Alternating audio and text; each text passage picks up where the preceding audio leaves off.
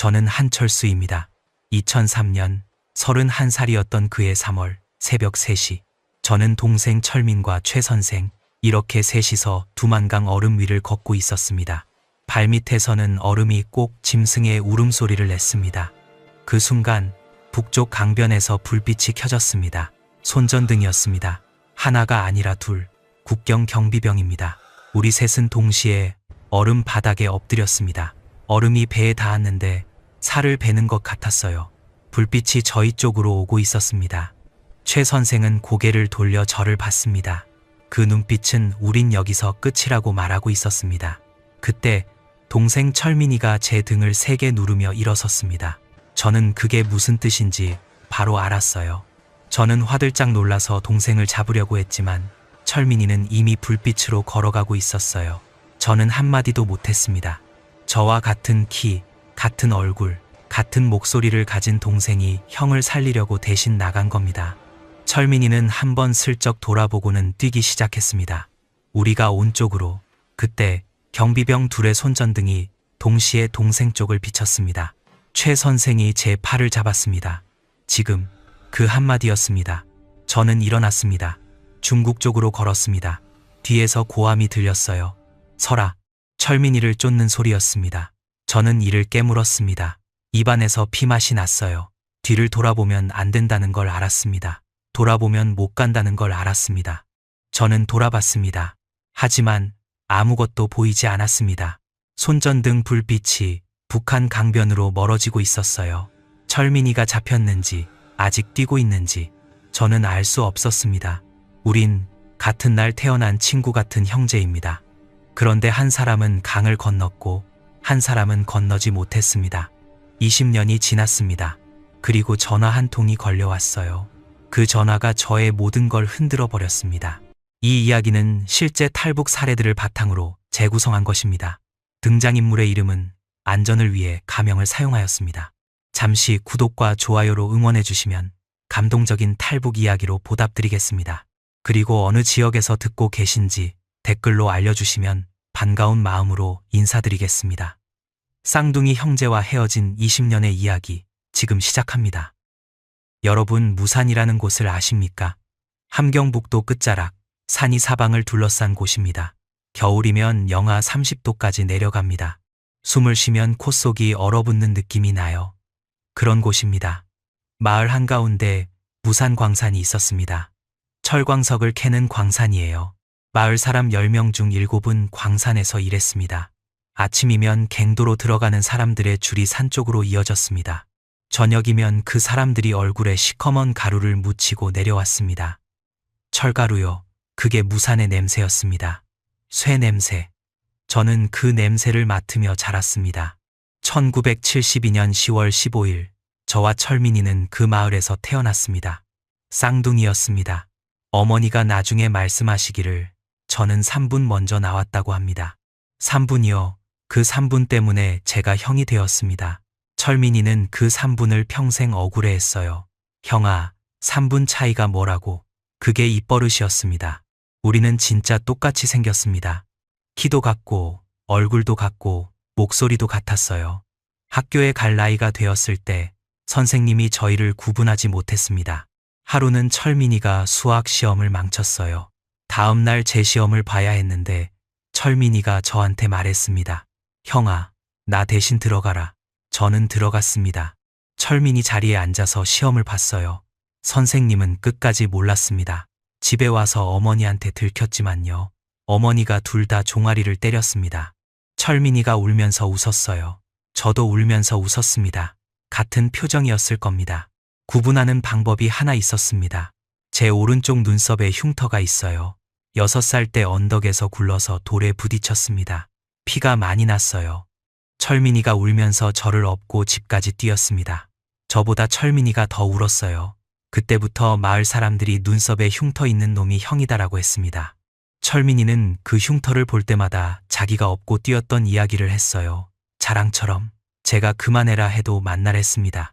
아버지 이야기를 해야 합니다. 아버지 한영호, 무산광산 갱도 광부였습니다. 말이 없는 사람이었어요. 하루 종일 갱도에서 철광석을 캐고 저녁에 집에 오면 마루에 앉아서 담배를 피웠습니다. 저한테도 철민이한테도 잘 안 웃었어요. 그런데 가끔, 아주 가끔 저희 둘이 나란히 앉아 있으면 물끄러미 쳐다보셨습니다. 그게 아버지의 웃음이었다는 걸 저는 한참 뒤에 알았습니다. 아버지한테는 손목시계가 하나 있었습니다. 소련제 시계였어요. 유리에 금이가 있었고 줄은 달아서 가죽이 해져 있었습니다. 그래도 아버지는 그 시계를 매일 찼어요. 광산에 갈 때만 빼놓았습니다. 갱도에서 부딪히면 망가지니까요. 아침에 출근할 때 시계를 풀어서 밥상 위에 놓았습니다. 저녁에 돌아오면 다시 찼습니다. 그게 아버지의 하루였어요. 시계를 내려놓고 시계를 다시 차고 저는 아버지가 출근한 뒤에 그 시계를 들고 귀에 대보곤 했습니다. 째깍째깍 소리가 났어요. 아버지가 돌아올 때까지 그 소리가 집을 지키는 것 같았습니다. 아버지가 유일하게 길게 말씀하신 적이 있습니다. 저와 철민이가 14살 때였어요. 아버지가 마루에서 담배를 피우다가 저를 불렀습니다. 철수야. 저는 갔습니다. 아버지가 저를 보면서 말했어요. 너는 형이다. 3분이든 3년이든 형은 형이야. 철민이를 지켜라. 그게 다였습니다. 저는 네라고 했습니다. 아버지는 다시 담배를 피웠어요. 그날 이후로 아버지가 그렇게 긴 말을 한 적은 없었습니다. 여러분, 저는 그 말을 아직도 기억합니다. 목소리까지 기억해요. 낮고 짧았습니다. 근데 무거웠어요. 1994년이었습니다. 제가 22살이었어요. 그날도 아버지는 아침에 시계를 밥상 위에 놓고 나갔습니다. 평소와 똑같았어요. 저는 그날 비번이어서 집에 있었습니다. 철민이는 광산 지상 작업에 나가 있었어요. 어머니는 부엌에서 옥수수죽을 끓이고 계셨습니다. 오후에 광산 쪽에서 사이렌이 울렸습니다. 무산에서 사이렌은 한 가지 뜻이었어요. 갱도에서 사고가 났다는 겁니다. 저는 신발을 신고 뛰었습니다. 어머니도 뛰었습니다. 광산 입구에 사람들이 모여 있었어요. 여자들이 울고 있었습니다. 누구 남편, 누구 아버지가 안에 있다고. 저는 사람들을 밀치고 앞으로 갔습니다. 갱도가 무너졌다고 했습니다. 3번 갱도, 아버지가 일하던 곳이었어요. 구조대가 들어갔습니다. 저도 들어가려고 했습니다. 막았어요. 위험하다. 들어가지 마라. 저는 주먹을 쥐고 서 있었습니다. 할 수 있는 게 아무것도 없었어요. 광산 입구에 서서 기다리는 것밖에. 어머니는 제 옆에 서 계셨습니다. 한마디도 안 하셨어요. 저는 어머니 얼굴을 못 봤습니다. 보면 안 될 것 같았거든요. 해가 졌습니다. 날이 어두워졌어요. 구조대가 나왔습니다. 들것이 나왔습니다. 하나, 둘, 셋. 세 번째 들것에 아버지가 있었습니다. 하얀 천이 덮여 있었어요. 저는 그 천을 들춰봤습니다. 아버지 얼굴에 철가루가 묻어 있었습니다. 평소에 퇴근할 때 묻어오던 그 가루요. 눈을 감고 계셨어요. 저는 그 자리에서 아무 말도 못했습니다. 철민이가 달려왔습니다. 지상 작업장에서 소식을 듣고 뛰어온 거예요. 철민이는 아버지를 보더니 주저앉았습니다. 아버지, 그 한마디를 하고는 소리를 내서 울었습니다. 저는 울지 않았어요. 울어야 하는데 안 나왔습니다. 그냥 동생 등을 두드렸습니다. 그게 제가 할 수 있는 전부였습니다. 집에 돌아와서 밥상 위를 봤습니다. 아버지 시계가 놓여 있었어요. 아침에 놓고 나간 그 자리 그대로. 저는 시계를 들었습니다. 시계는 돌아가고 있었어요. 째깍째깍. 아버지는 안 돌아오는데 시계는 돌아가고 있었습니다. 며칠 뒤에 시계가 멈췄습니다. 태엽을 안 감았으니까요. 아버지가 매일 감던 태엽을 아무도 감지 않았습니다. 4시 25분. 시계는 거기서 멈춰 있었어요. 저는 그 시계를 감지 않았습니다. 멈춘 채로 두었어요. 왜 감지 않았냐고요? 저도 모릅니다. 그냥 감을 수가 없었어요. 감으면 아버지가 진짜 안 돌아오는 것 같았습니다. 어머니는 아버지가 돌아가신 날 울지 않으셨습니다. 장례를 치르는 동안에도 울지 않으셨어요. 이틀 뒤 새벽이었습니다. 제가 소변이 마려워서 일어났는데 부엌에서 소리가 났어요. 작은 소리였습니다. 어머니가 부엌 바닥에 앉아서 울고 계셨어요. 소리를 죽이고 울고 계셨습니다.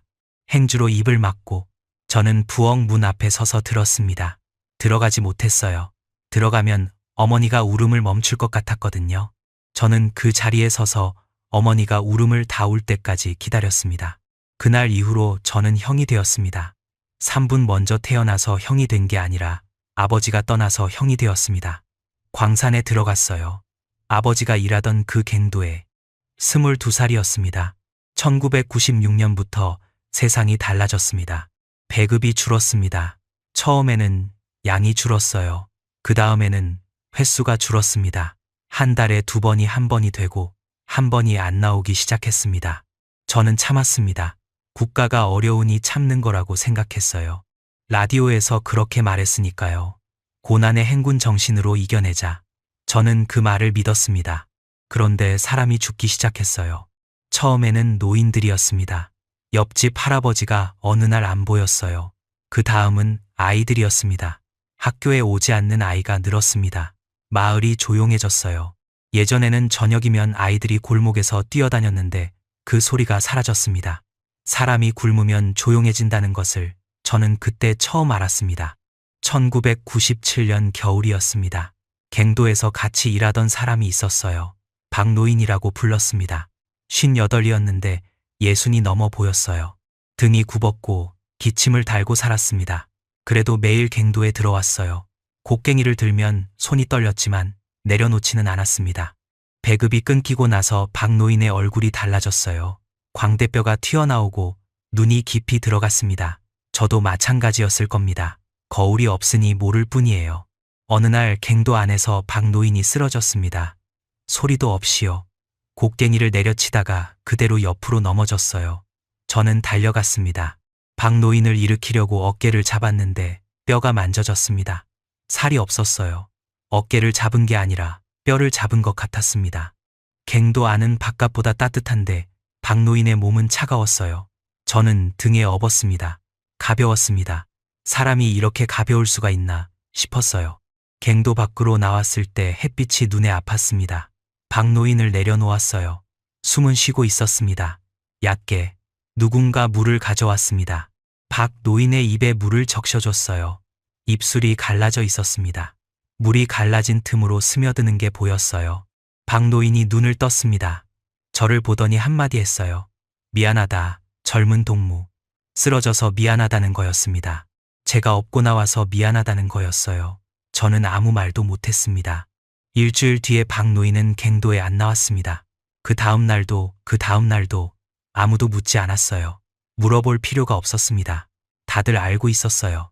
박노인의 자리에 다른 사람이 들어왔습니다. 아무 일도 없었다는 듯이 갱도 안에서 곡괭이 소리가 났어요.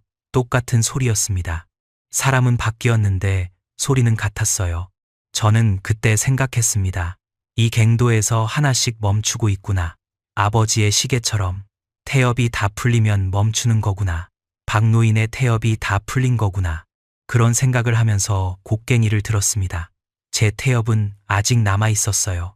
얼마나 남았는지는 몰랐습니다. 봄이 오면 산에 올라갔습니다. 풀을 뜯었어요. 잔뿌리를 캤습니다. 어머니가 그걸 삶아서 죽을 끓였어요.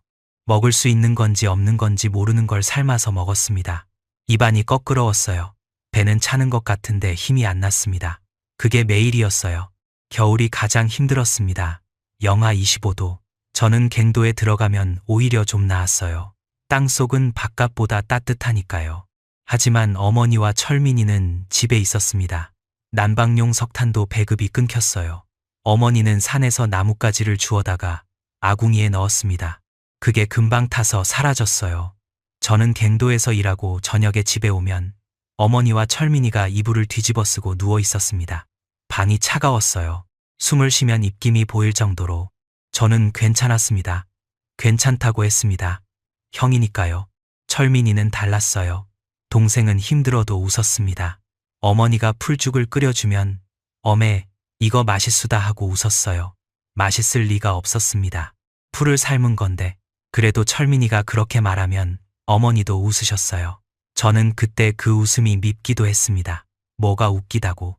그런데 지금 생각하면 그 웃음이 우리 집을 지킨 거예요. 제가 지킨 게 아닙니다. 철민이의 웃음이 지켰어요. 어머니가 장마당에 나가기 시작한 건 1997년이었습니다. 장마당이라고 남한으로 치면 시장 같은 곳입니다. 허가받은 게 아니라 사람들이 알아서 모여서 물건을 파는 곳이에요. 불법은 아니었지만 그렇다고 합법도 아니었습니다. 단속이 나오면 다 뺏겼어요. 어머니는 두부를 만들어서 팔았습니다. 새벽에 일어나서 콩을 갈고 두부를 만들어서 장마당에 내다 팔았어요. 하루 벌어서 하루 먹었습니다. 어머니 손이 겨울이면 갈라졌어요. 갈라진 틈에 핏물이 맺혔는데 어머니는 신경도 안 쓰셨습니다. 저는 참았습니다. 또 참았습니다. 단속이 나와서 어머니 두부를 뺏어간 날 어머니가 빈손으로 돌아오셨습니다. 아무 말씀도 안 하셨어요.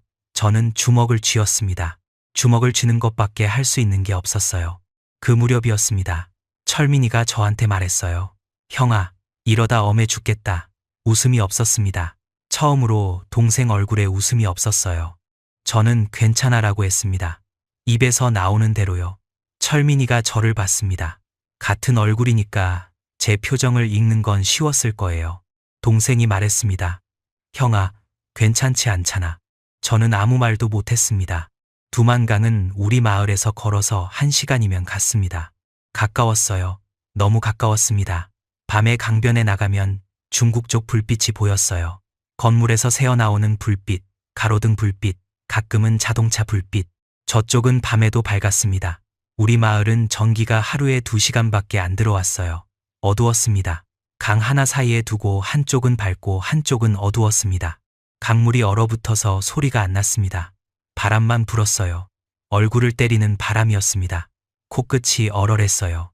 저는 외투 주머니에 손을 넣고 서서 저쪽을 봤습니다. 불빛이 가까워 보였어요. 손을 뻗으면 닿을 것 같았습니다. 그런데 그 사이에 강이 있었어요. 얼어 있어도 강은 강이었습니다. 그걸 볼 때마다 뭔가 뒤틀리는 느낌이 있었어요. 뭐라고 말은 못하겠는데 가슴이 답답했습니다. 그날 밤 집에 돌아와서 누웠는데 저쪽 불빛이 눈에 남아 있었습니다. 눈을 감아도 보였어요. 만약에 라는 생각이 스쳤습니다. 만약에 강을 건너면 거기까지만 생각하고 멈췄어요. 그런 생각을 하면 안 됐습니다. 반역이니까요. 저는 이불을 뒤집어 쓰고 눈을 감았습니다. 그래도 불빛은 안 사라졌어요. 장마당에서 중국 물건을 보게 됐습니다. 과자, 라면, 옷, 포장이 깨끗했어요. 글씨가 중국어로 되어 있었는데 그것보다 포장지의 색깔이 기억납니다. 빨갛고 노랗고 우리가 먹는 것과는 달랐어요.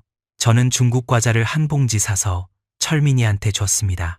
철민이가 한 개 먹고 눈이 커졌어요. 형아, 이게 과자야? 과자 맛을 모르는 게 아니라 이렇게 달고 바삭한 과자가 있다는 게 믿기지 않는 거였어요. 그때쯤 마을에서 소문이 돌았습니다. 누가 강을 건넜다. 누가 중국에 갔다가 돌아왔다. 누가 중국에서 돈을 벌어서 보냈다. 소문이었어요. 입에서 입으로. 크게 말하면 안 되는 이야기였습니다. 보위부에 들키면 끝이니까요. 보위부라고 있습니다. 끌려간 사람은 가족도 모르게 사라졌어요. 이름을 부르면 안 되는 곳이었습니다. 저는 그 소문을 들으면서도 생각하지 않으려고 했습니다. 강을 건너는 건 반역이었어요. 잡히면 죽는 일이었습니다. 저는 형이니까 그런 위험한 생각을 하면 안 됐어요. 그런데 어느 날 집에 돌아왔는데 어머니가 밥상 앞에 앉아 계셨습니다. 밥상에는 아무것도 없었어요. 빈 밥상이었습니다.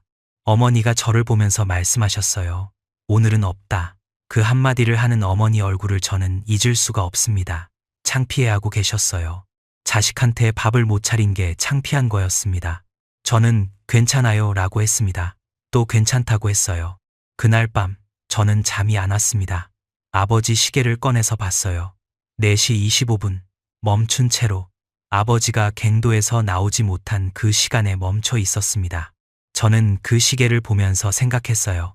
이대로 가면 어머니도 멈춘다. 철민이도 멈춘다. 이 마을에서 하나씩 멈추고 있었습니다. 시계처럼. 그때까지는 몰랐습니다. 며칠 뒤에 모든 것이 바뀔 거라는 걸요. 며칠 뒤 어머니가 저를 부르셨습니다. 저녁이었어요. 방에 들어갔더니 어머니 옆에 모르는 사람이 앉아 있었습니다. 그 사람은 40쯤 되어 보였습니다. 말투가 달랐어요. 우리 무산 사람이 아니었습니다. 나중에 안 건데 중국 연변 조선족이었어요. 성이 최 씨였습니다. 다들 최 선생이라고 불렀어요. 브로커였습니다. 사람을 강 건너로 보내주는 사람. 저는 그런 사람이 진짜 있다는 걸 그날 처음 알았습니다. 저는 최 선생의 얼굴을 보면서 며칠 전 강변에서 떠올렸던 그 생각이 났습니다. 만약에 건너면, 그때는 혼자 머릿속에서 지운 생각이었는데 지금 그 생각이 사람의 얼굴을 하고 앞에 앉아 있었습니다. 어머니가 먼저 말씀하셨어요. 앉아라. 저는 앉았습니다. 철민이도 불러야 하는 거 아닌가 생각했는데 어머니가 먼저 말씀하셨습니다. 철민이는 나중에 부른다. 왜 저한테만 먼저 말씀하시는지 그때는 이상하다고만 생각했어요. 최 선생이 입을 열었습니다. 목소리가 낮았어요. 벽 너머로 새 나가면 안 되는 이야기였으니까요. 최 선생은 이렇게 말했습니다. 강을 건너서 중국으로 간다. 중국에서 제3국으로 이동한다. 거기서 남한으로 갈 수 있다. 비용은 한 사람당 3,000위안. 우리 돈으로 따지면 어머니가 장마당에서 두부를 1년은 팔아야 모을 수 있는 돈이었습니다. 저는 물었습니다. 셋이 갈 수 있습니까? 어머니와 저와 철민이. 셋이요. 최 선생이 고개를 저었어요. 어머니는 힘듭니다. 길이 험해요. 걸어야 합니다. 많이 걸어야 합니다. 어머니는 그해 55이었어요. 다리가 좋지 않으셨습니다. 장마당에 나갈 때도 절뚝거리셨어요. 저는 다시 물었습니다. 그러면 둘이요. 저와 동생. 최 선생이 잠깐 생각하더니 고개를 끄덕였습니다. 둘이면 됩니다. 돈은 6,000위안. 어머니가 말씀하셨어요. 있다. 어머니가 어떻게 그 돈을 모으셨는지 저는 지금도 정확히 모릅니다. 장마당 장사만으로는 안 되는 돈이었어요. 나중에 생각해보면 집을 판 것 같습니다. 아니면 누군가한테 빌렸거나. 어머니는 끝까지 말씀하지 않으셨어요. 그날 밤 저와 어머니와 최 선생이 날짜를 정했습니다. 3월, 강이 얼어 있을 때 두만강이 꽁꽁 얼면 걸어서 건널 수 있거든요. 그런데 3월이면 얼음이 녹기 시작합니다. 너무 일찍 가면 경비가 삼엄하고 너무 늦으면 얼음이 깨집니다. 그 사이를 노려야 했어요. 최 선생이 돌아간 뒤에 철민이를 불렀습니다. 어머니가 말씀하셨어요. 최 선생이 했던 이야기를 다시 해주셨습니다. 철민이는 가만히 듣고 있었어요. 다 듣고 나서 한마디 했습니다. 어매는요. 어머니가 나는 안 간다고 하셨어요. 철민이가 왜요라고 했습니다. 어머니가 다리가 안 되잖아 라고 하셨어요. 철민이가 그럼 나도 안 갑니다 라고 했습니다. 방이 조용해졌어요. 저는 알고 있었습니다. 철민이가 그렇게 말할 거라는 걸. 어머니를 두고 가는 건 철민이한테는 있을 수 없는 일이었어요. 저한테도 마찬가지였습니다. 하지만 저는 형이었어요. 형은 생각을 해야 합니다. 감정이 아니라 판단을 해야 합니다. 어머니가 저를 먼저 부른 이유가 그거였습니다. 제가 먼저 받아들여야 철민이도 설득할 수 있으니까. 여러분, 이런 상황을 상상해 보신 적 있습니까? 어머니를 두고 떠나야 합니다. 어머니가 직접 가라고 합니다. 어머니가 돈까지 마련해 놓았습니다. 거절하면 어머니가 마련한 그 모든 게 무너집니다. 가면 어머니를 혼자 두는 겁니다. 어느 쪽도 괜찮지 않았어요. 저는 철민이를 따로 데리고 나갔습니다. 마당이었어요. 겨울 밤이라 별이 많았습니다. 숨을 쉬면 하얘졌어요. 저는 동생한테 말했습니다. 어매가 우리 보내려고 집을 팔았다. 우리가 안 가면 어매는 집도 없고 우리도 여기서 굶는다. 철민이가 한참 아무 말이 없었어요. 그러다가 물었습니다. 형아, 어매 혼자 괜찮을까? 저는 괜찮아라고 했습니다. 또 그 말이 나왔어요. 괜찮지 않다는 걸 저도 알고 철민이도 알고 아마 어머니도 아셨을 겁니다. 그래도 그 말밖에 할 수 있는 게 없었어요. 철민이가 고개를 끄덕였습니다. 알았어, 형아. 그때부터 기다림이 시작됐습니다. 2003년 1월부터 3월까지 2달이었어요. 2달이 2년처럼 느껴졌습니다. 낮에는 평소처럼 일했습니다. 저는 갱도에 들어갔고 철민이는 지상 작업을 했어요. 저녁에 집에 오면 어머니가 밥을 차려주셨습니다. 예전보다 양이 많았어요. 어머니가 어디서 구해오셨는지 옥수수 밥에 된장이 있었습니다. 어머니 본인은 안 드셨어요. 배 안 고프다고 하셨습니다. 거짓말인 거 알았습니다. 출발 열흘 전부터 저는 밤에 잠이 잘 안 왔습니다. 옆에 누운 철민이의 숨소리를 들었어요. 같이 자는 게 당연했습니다. 태어나서부터 그랬으니까요. 그런데 열흘 뒤에는 이 숨소리가 없어진다는 생각이 들면 잠이 달아났어요. 출발 닷새 전이었습니다. 어머니가 저녁을 차리다가 갑자기 부엌 뒤쪽 장안을 뒤지셨어요. 한참을 뒤지시더니 보자기 하나를 꺼내셨습니다. 뭔가 쌓여 있었어요. 어머니가 그걸 풀지는 않았습니다. 다시 장 안에 넣으셨어요. 저는 묻지 않았습니다. 나중에 생각해보면 그게 아버지 시계를 싸둔 보자기였을 겁니다. 출발 전날 저한테 주시려고 미리 확인하셨던 거예요. 출발 사흘 전 저는 갱도에 들어가면서 주변을 한번 둘러봤습니다. 광산 입구의 녹슨 철문, 갱도로 이어지는 비탈길, 그 위에 쌓인 잔설. 매일 보던 것들인데 그날은 다 보였어요. 이게 마지막일 수 있다는 걸 알면 다 보이더라고요. 평소에는 안 보이던 것까지. 밤이면 저는 경로를 머릿속으로 그렸습니다. 최 선생이 알려준 길이었어요. 집에서 강변까지 1시간, 강을 건너는데 20분, 중국 쪽에 차가 대기한다. 그날 밤 경로를 그리다가 철민이 쪽을 봤습니다. 자고 있었어요. 이불을 가슴까지 덮고 한쪽 손을 이불 밖으로 내놓고 있었습니다. 손가락이 길었어요. 제 손가락이랑 같았습니다. 저는 그 손을 한참 봤어요. 잡지는 않았습니다. 경로를 이어 그렸습니다. 연변까지 차로 3시간. 거기서 숨어 지낸다. 기회가 오면 몽골 쪽으로 이동한다. 몽골에서 남한 대사관으로 간다. 최 선생은 간단하게 말했지만 저는 밤마다 그 경로를 처음부터 끝까지 되짚었습니다. 눈을 감으면 강이 보였어요. 얼음 위를 걷는 제 발이 보였습니다. 그 옆에 철민이의 발이 보였어요. 그런데 경로를 그리다 보면 중간중간 막히는 지점이 있었습니다. 경비병 교대 시간이 맞지 않으면 어떡하나, 얼음이 생각보다 얇으면, 중국 쪽에 차가 안 와 있으면, 생각이 거기까지 가면 이불 속에서 손이 차가워졌어요. 잡히면 어떻게 되는지는 알고 있었습니다. 마을에서 소문으로 들었어요. 탈북 시도자는 먼저 보안서에 끌려갑니다. 보안서, 남한의 경찰서 같은 곳인데 거기서 조사를 받습니다. 누가 도와줬는지, 어디로 가려 했는지, 남한 사람과 접촉했는지 다 돼야 합니다. 안 되면 맞습니다. 돼도 맞습니다. 그 다음 교화소로 갑니다.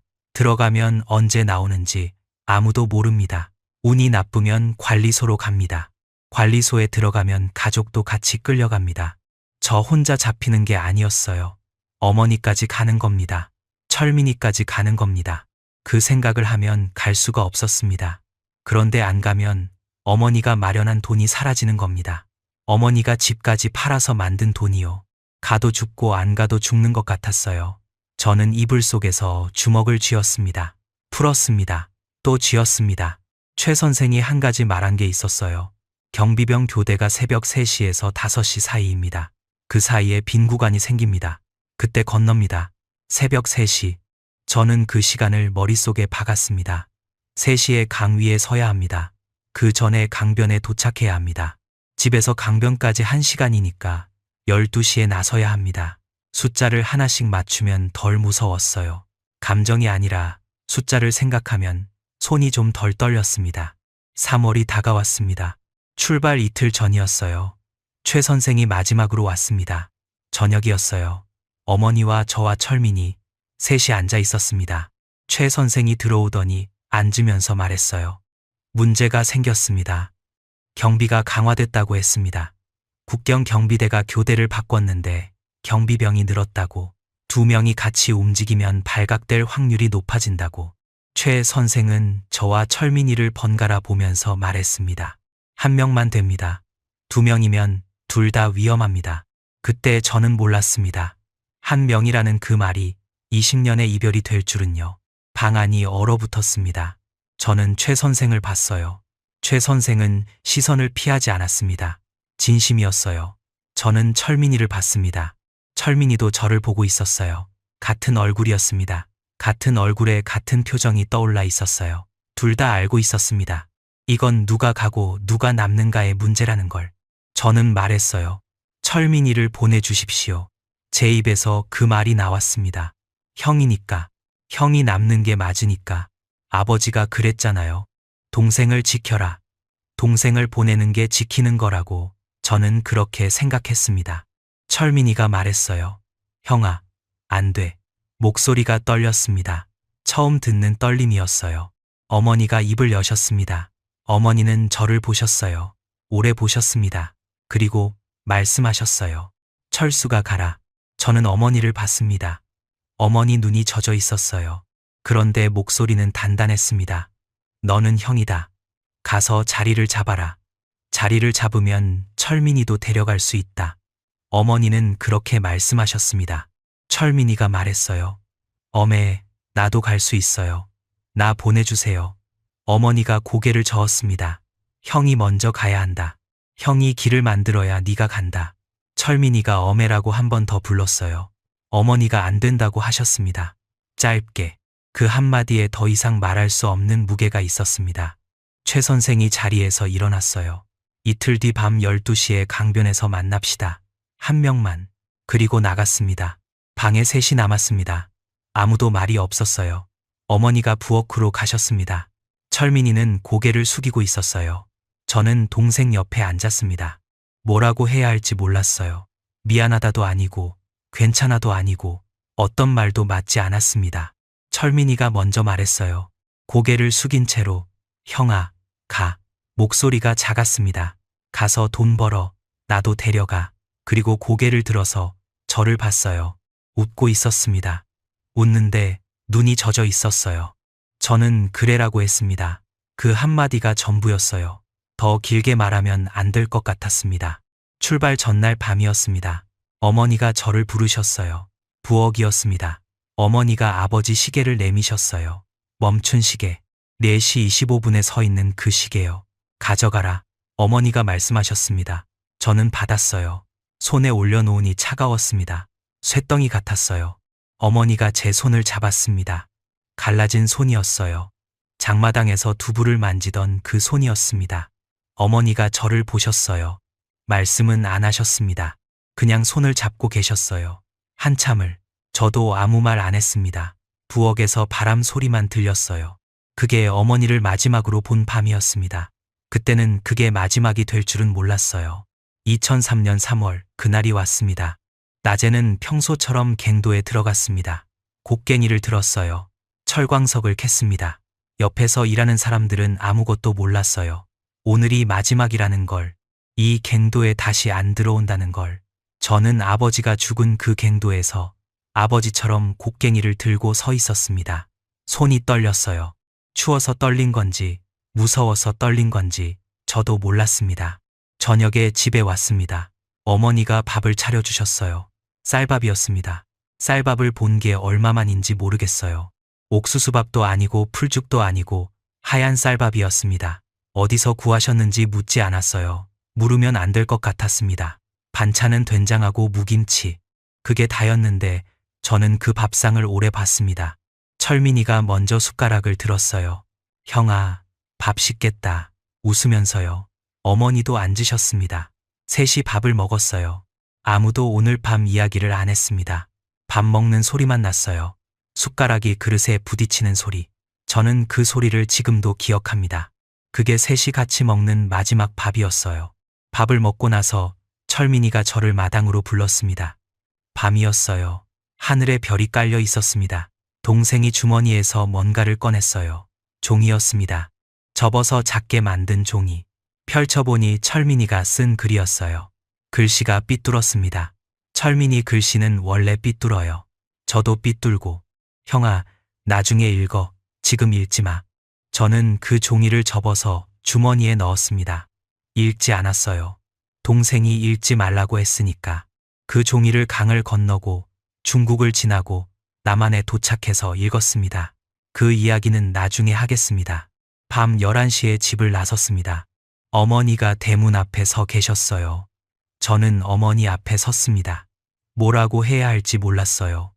다녀오겠습니다. 라고 해야 하는 건지, 꼭 데리러 오겠습니다. 라고 해야 하는 건지, 입이 안 떨어졌습니다.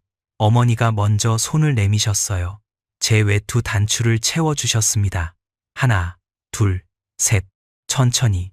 단추를 다 채우고 나서 제 가슴팍을 한번 탁 치셨어요. 가라. 그 한마디였습니다. 철민이는 같이 강변까지 가기로 했습니다. 최 선생이 그건 괜찮다고 했어요. 강변까지는 둘이 가도 된다고. 건너는 건 한 명이지만 거기까지는 같이 갈 수 있다고. 저와 철민이는 나란히 걸었습니다. 1시간이었어요. 길이 어두웠습니다. 손전등을 켤 수 없었어요. 달빛에 의지해서 걸었습니다.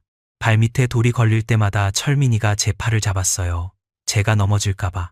저는 괜찮다고 했습니다. 철민이는 안 놓았어요. 걸으면서 철민이가 말했습니다. 형아, 나만은 밥 많다며? 저는 그렇다더라 고 했어요. 거기 가면 쌀밥 매일 먹을 수 있대? 그렇다더라. 형아, 나도 데리러 와야 한다. 알지? 저는 안다고 했습니다. 철민이가 약속해라고 했어요. 저는 약속한다고 했습니다. 어두워서 서로 얼굴은 안 보였어요. 목소리만 들렸습니다. 같은 목소리가 어둠 속에서 번갈아 나왔습니다. 강변에 도착했을 때 최 선생이 이미 와 있었습니다. 웅크리고 앉아 있었어요. 고개를 들더니 왔습니까? 라고만 했습니다. 저는 고개를 끄덕였어요. 여기서부터는 여러분이 처음에 들으셨던 그 이야기입니다. 최 선생이 앞에 서고 저와 철민이가 뒤에 섰습니다. 최 선생이 저를 봤어요. 그 다음 철민이를 봤습니다. 한 명만 건넙니다. 저는 알고 있었어요.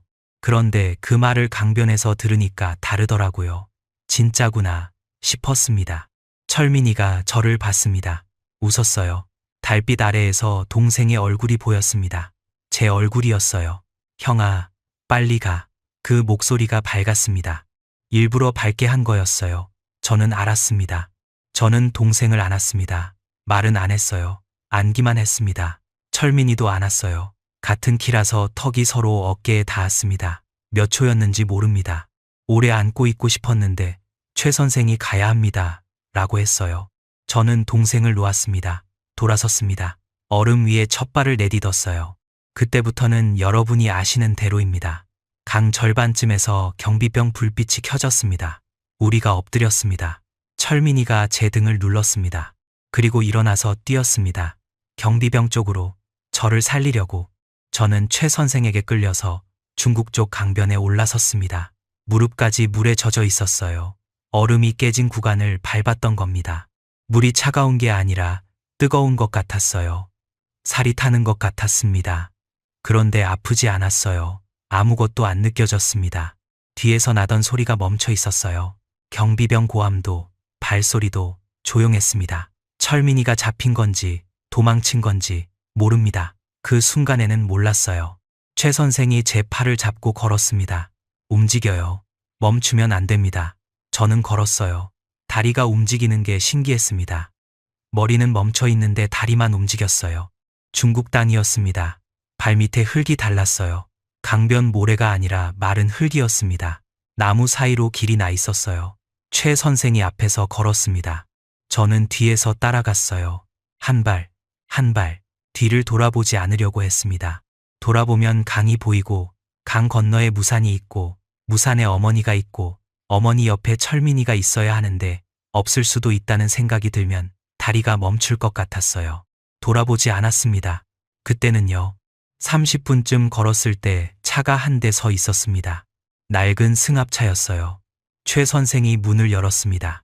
타세요. 저는 탔어요. 차 안이 어두웠습니다. 시트에 앉았는데 다리에서 힘이 빠졌어요. 그제야 몸이 떨리기 시작했습니다. 무릎이 덜덜 떨렸어요. 이가 부딪혔습니다. 추워서가 아니었어요. 몸이 그때서야 무서워하기 시작한 거였습니다. 차가 출발했습니다. 창밖은 어두웠어요. 나무가 지나가고 가끔 불빛이 보이다가 사라졌습니다. 저는 주머니에 손을 넣었어요. 아버지 시계가 만져졌습니다. 차갑고 단단했어요. 시계를 꺼내서 봤습니다. 어두워서 잘 안 보였는데 유리에 비친 달빛으로 바늘이 보였어요. 4시 25분 멈춰 있었습니다. 저는 시계를 쥐고 눈을 감았습니다. 차는 3시간을 달렸습니다. 날이 밝아오고 있었어요. 창밖으로 마을이 보이기 시작했습니다. 중국 마을이었어요. 간판에 중국어가 써 있었습니다. 그런데 가끔 한글도 보였어요. 연변이었습니다. 조선족이 사는 동네요. 최 선생이 차를 세웠습니다. 좁은 골목이었어요. 내리세요. 저는 내렸습니다. 골목 끝에 작은 집이 있었습니다. 단층짜리 농가였어요. 마당에 닭이 2마리 돌아다니고 있었습니다. 최 선생이 문을 두드렸어요. 문이 열렸습니다. 여자분이었어요. 60대쯤 되어 보였습니다. 얼굴에 주름이 깊었고 몸이 작았어요. 최 선생이 왕 아줌마라고 불렀습니다. 왕 아줌마는 저를 아래 위로 한번 보더니 고개를 끄덕였어요. 들어와라. 말투에 함경도 억양이 섞여 있었습니다. 조선족인데 우리 쪽 말을 쓰는 분이었어요. 최 선생이 말했습니다. 여기서 당분간 있으세요. 제가 다음 길을 만들어 놓겠습니다. 한 달쯤 걸릴 수 있습니다. 한 달. 저는 고개를 끄덕였어요. 최 선생이 떠나고 왕 아줌마 집에서 생활이 시작됐습니다. 방은 작았어요. 온돌이었는데 바닥이 따뜻했습니다. 오랜만에 따뜻한 바닥에 누웠어요. 등이 녹는 것 같았습니다. 그런데 눈을 감으면 얼음 위가 보였어요. 철민이가 일어서는 게 보였습니다. 뒤에서 경비병 고함이 들렸어요. 눈을 떴습니다. 천장이 보였어요. 조용했습니다. 저는 매일 밤 그랬어요. 눈을 감으면 강이 보이고 눈을 뜨면 천장이 보이고 왕 아줌마 집에 온 지 사흘째 되던 밤이었습니다. 바닥에 누워서 천장을 보면서 생각했어요. 강을 건넌 지 나흘이 지났습니다. 그 나흘 동안 저는 동생을 두고 왔고 나라를 떠났고 이름도 모르는 할머니의 집 바닥에 누워 있었습니다. 나흘 전에는 갱도에서 곡괭이를 들고 있었어요. 지금은 숨어 있었습니다. 나흘이 나흘 같지 않았어요. 왕 아줌마는 말이 별로 없는 분이었습니다.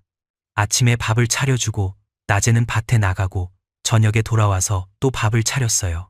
저는 밖에 나갈 수 없었습니다. 나가면 잡히니까요. 중국 공안이 탈북자를 잡으면 북한으로 돌려보냅니다. 돌려보내지면 끝이에요. 저는 그 작은 방에서 하루 종일 있었습니다. 창문 커튼을 열지 못했어요. 밖을 내다보는 것도 위험했습니다. 그 방에서 저는 처음으로 울었습니다.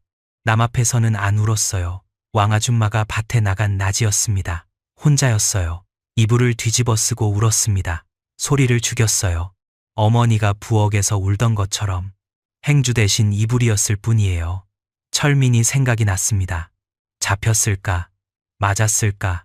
어디로 끌려갔을까? 살아있기는 한 걸까? 생각이 꼬리를 물었어요. 머리가 터질 것 같았습니다. 그런데 울고 나니까 좀 가라앉았어요. 조금이요. 왕 아줌마가 저녁에 돌아와서 된장찌개를 끓여줬습니다. 김이 올라왔어요. 된장 냄새가 어머니 부엌 냄새와 비슷했습니다. 저는 밥을 먹다가 멈췄어요. 숟가락을 든 채로 멈춰 있었습니다.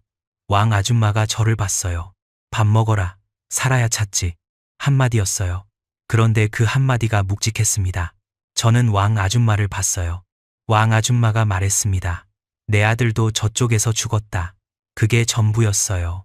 그 뒤로 아줌마는 아들 이야기를 한 번도 안 했습니다. 저도 묻지 않았어요. 여러분, 누군가의 등을 보면서 다른 사람을 떠올린 적이 있으십니까? 왕 아줌마가 돌아서서 설거지를 하는데 저는 그 등에서 어머니를 봤습니다. 키도 다르고 체형도 다른데 등이 같았어요. 자식한테 등을 보이고 서 있는 어머니의 등이었습니다. 열흘쯤 지났을 때였습니다. 새벽에 왕 아줌마가 저를 흔들어 깨웠어요. 일어나, 빨리. 목소리가 달랐습니다. 급했어요. 저는 벌떡 일어났습니다. 왕 아줌마가 말했어요. 공안이 이 동네 돈다. 누가 신고한 것 같다. 심장이 떨어지는 것 같았습니다. 왕 아줌마가 제 팔을 잡고 부엌으로 끌고 갔어요. 부엌 바닥에 나무판이 있었습니다. 아줌마가 그걸 들어 올렸어요. 밑에 구멍이 있었습니다. 사람 하나 겨우 들어갈 크기. 저장실이었어요. 김치를 묻어두는 곳인데 비어 있었습니다. 들어가, 소리 내지 마. 저는 들어갔습니다. 몸을 웅크렸어요. 아줌마가 나무판을 덮었습니다. 어두웠어요. 흙 냄새가 났습니다. 축축했어요. 차갑고 좁았습니다. 저는 무릎을 가슴에 붙이고 앉아 있었어요. 무릎이 가슴을 눌렀습니다. 숨쉬기가 답답했어요. 등 뒤로 흙벽이 닿았는데 축축한 흙이 외투에 스며드는 느낌이 났습니다. 냄새가 짙었어요. 오래된 김치 냄새와 흙 냄새가 섞인 시큼하고 차가운 냄새. 허리가 아팠습니다. 웅크린 자세가 아픈 건지 무서워서 몸이 굳은 건지 구분이 안 됐어요. 숨을 천천히 쉬었습니다. 심장이 너무 빠르게 뛰었어요. 이 소리가 밖에 들리지 않을까, 그 생각뿐이었습니다. 위에서 발소리가 들렸습니다. 왕 아줌마의 발소리가 아니었어요. 무거웠습니다. 남자 발소리. 둘. 공안이 들어온 거였어요. 목소리가 들렸습니다. 중국어였어요. 저는 중국어를 잘 못합니다. 하지만 왕 아줌마가 중국어로 대답하는 소리가 들렸어요. 목소리가 차분했습니다. 전혀 떨리지 않았어요. 아줌마는 웃기까지 했습니다. 웃으면서 뭔가 말했어요. 공안이 뭔가 물었습니다. 아줌마가 또 대답했어요. 발소리가 부엌 쪽으로 왔습니다. 저는 숨을 멈췄어요. 눈을 감았습니다. 아무 생각도 안 났습니다. 머릿속이 하얘졌어요. 그러다가 한 가지 생각이 올라왔습니다. 천천히. 여기서 잡히면 돌아간다. 돌아가면 보안서에 끌려간다. 제이막에서 밤마다 머릿속으로 그렸던 그 경로가 거꾸로 돌아가는 거였습니다. 보안서에서 교화소로, 교화소에서 관리소로. 그러면 아무도 없다. 어머니한테 아무도 안 남는다. 나무판 위에서 발소리가 멈췄습니다. 바로 위였어요. 제 머리 위에 사람이 서 있었습니다. 나무판 사이로 빛이 새어 들어왔어요. 가느다란 빗줄기. 그 빛이 제 손등 위에 떨어졌습니다. 저는 그 빗줄기를 봤습니다. 손등 위에 떨어진 빛이 가늘게 떨리고 있었어요. 위에 선 사람이 움직이고 있다는 뜻이었습니다.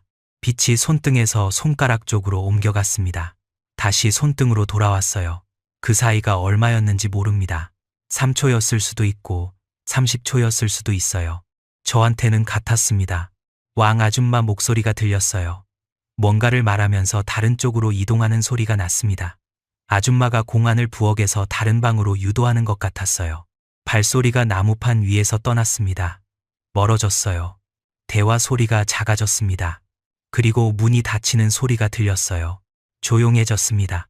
한참 뒤에 나무판이 열렸어요. 왕 아줌마 얼굴이 보였습니다. 나와라. 저는 기어 나왔어요. 다리에 힘이 없었습니다.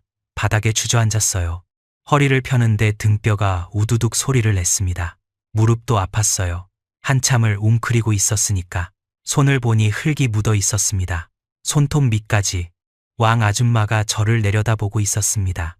표정이 무덤덤했어요. 별일 아니라는 듯이. 밥 먹어라. 또 그 말이었습니다. 저는 그때 왕 아줌마한테 물었어요. 처음으로요. 아줌마, 왜 이렇게까지 해주십니까? 왕 아줌마가 잠깐 저를 봤어요. 그리고 말했습니다. 내 아들은 못 살렸다. 너라도 살아야지. 그게 다였어요. 아줌마는 돌아서서 밥을 차리기 시작했습니다. 저는 그 뒷모습을 보면서 어머니 생각을 했습니다. 어머니도 저렇게 서 계셨어요. 부엌에서. 등을 보이고 왕 아줌마의 등이 어머니 등과 겹쳤습니다. 공안이 다녀간 뒤로 왕 아줌마가 달라졌습니다. 밤마다 대문을 확인했어요. 한 번이 아니라 3번씩. 잠자리에 들기 전에 한 번, 새벽에 한 번, 그리고 날이 밝기 직전에 한 번. 저는 아줌마가 대문을 여닫는 소리를 들으면서 누워 있었습니다. 아줌마는 뭔가를 알고 있었어요. 저한테 말하지 않은 뭔가를. 아들을 잃은 사람은 위험이 어떤 소리를 내는지 아는 거구나. 저는 그렇게만 생각하고 눈을 감았습니다. 공안 소동 이후로 열흘을 더 숨어 있었습니다. 그 사이에 최 선생한테 연락이 왔어요. 왕 아줌마가 알려줬습니다. 길이 열렸다. 내일 떠난다. 떠나는 날 아침, 왕 아줌마가 보따리를 하나 쌌어요. 옥수수 빵 4개하고 삶은 달걀 2개. 그리고 물 1병. 길에서 먹어라. 저는 보따리를 받았습니다. 감사합니다라고 했어요. 왕 아줌마는 고개만 끄덕였습니다. 대문을 나서는데 아줌마가 뒤에서 말했어요. 살아라. 그래야 찾는다. 저는 돌아보지 않았습니다. 돌아보면 안 갈 것 같았어요. 또 최 선생이 보낸 차가 골목 끝에 와 있었습니다. 이번에는 트럭이었어요. 짐칸에 탔습니다. 짐칸에 나무 상자들이 쌓여 있었고 그 사이에 사람 하나 들어갈 틈이 있었어요. 저는 그 틈에 몸을 밀어 넣었습니다. 상자에서 사과 냄새가 났어요. 과일 운반 트럭이었습니다. 트럭이 달리기 시작했습니다. 트럭이 달리기 시작했습니다. 짐칸 안은 어두웠어요. 상자 사이에 끼어 앉아 있으니까 트럭이 흔들릴 때마다 상자 모서리가 옆구리를 찔렀습니다. 사과 냄새가 진했어요. 달콤한 냄새인데 배가 고프니까 속이 뒤집혔습니다. 왕 아줌마가 싸준 옥수수빵을 꺼내서 1개 먹었어요. 딱딱했습니다.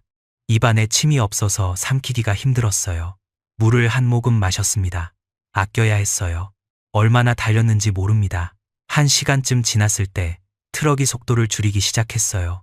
그러더니 운전석 쪽에서 소리가 났습니다. 운전사가 뒤를 향해 뭔가 말했어요. 중국어였습니다. 저는 못 알아들었어요. 목소리가 급했다는 것만 알았습니다. 트럭이 더 느려졌어요. 그리고 멈췄습니다. 밖에서 목소리가 들렸습니다. 중국어.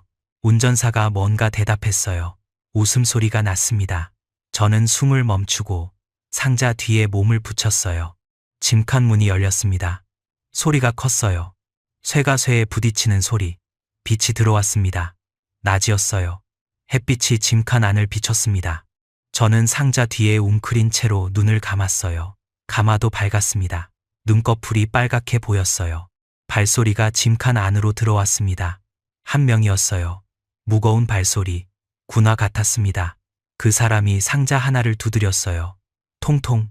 그 다음 옆 상자를 두드렸습니다. 통통. 위에서부터 아래로 내려오고 있었어요. 제가 있는 쪽으로. 상자 하나가 움직였습니다. 들어 올리는 소리가 났어요. 그 사람이 상자를 옆으로 밀었습니다. 제 앞에 쌓여있던 상자 중 하나였어요. 벽이 한 겹 사라진 거였습니다. 저와 그 사람 사이에 상자가 2개 남았어요. 2개. 하나만 더 치우면 제가 보입니다. 저는 몸을 더 웅크렸어요. 무릎을 가슴에 붙이고 머리를 무릎 사이에 넣었습니다. 최대한 작아지려고 했어요. 심장이 귀에서 뛰었습니다. 이 소리가 들릴 것 같았어요. 왕 아줌마 집 저장실에서도 이랬습니다. 또 이러고 있었어요.